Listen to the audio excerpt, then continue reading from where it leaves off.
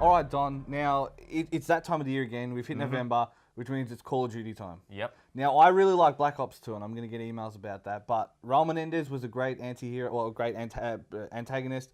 You had, like, the fantastic Pick 10 system, or Choose 10, or whatever the hell they called it.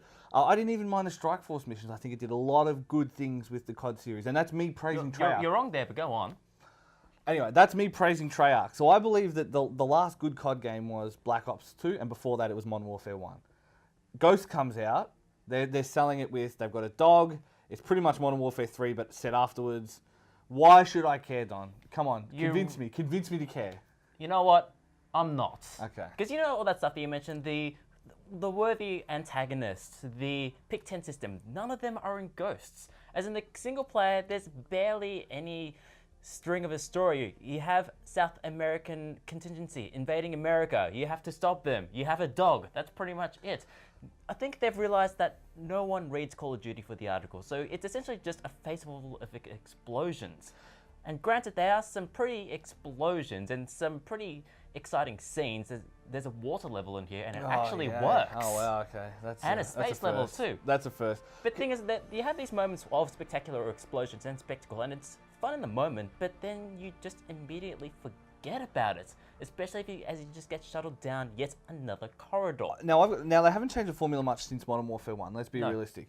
But I still remember every major moment of that game because I believe it built to its peaks and it earned them. Do you know what I mean? Like it owned that moment.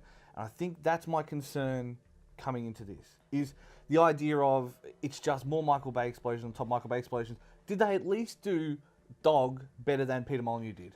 Dog is probably the best part of the game, but that's not saying much about the rest of the campaign. It's rather flat, it's boilerplate basically. It's explosions without context, plus Dog. Well, I guess at least it's better than a silent protagonist because he barks, but not much. Do you know what I mean? Like, he can't even hold a gun. You know, it just... But he can do some pretty good kills. Okay. Yeah, you do control him in for some few fleeting moments, and he's pretty good in that, but he's heavily underutilized.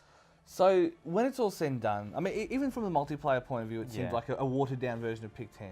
Yeah, as in, it's slightly more complicated. You still pick a certain amount of perks that you get into there, but each perk is worth a number of points. It's just overly complicated. But the worst part about, at least the current gen versions of multiplayer, is that the maps are geared for the next gen versions, clearly, so where they have caps of 16, 18 players. You have a cap of 12 players in the Xbox 360 PS3 version. Okay. So you spend a lot of time just running around. But other than that, it is effectively more Call of Duty multiplayer, and, well, it serves the customer base. So would it be, okay, if you're not a COD fan, would it be worth waiting for a next gen, or just skip it entirely, or wait for Titanfall? I'd say wait for next gen, and Titanfall as well, because if you're rolling with the COD community, then they're gonna flock to Ghost anyways. They already have. So it's like, say, a sports game, basically. You just follow the crowd. You know who's gonna play it, yeah.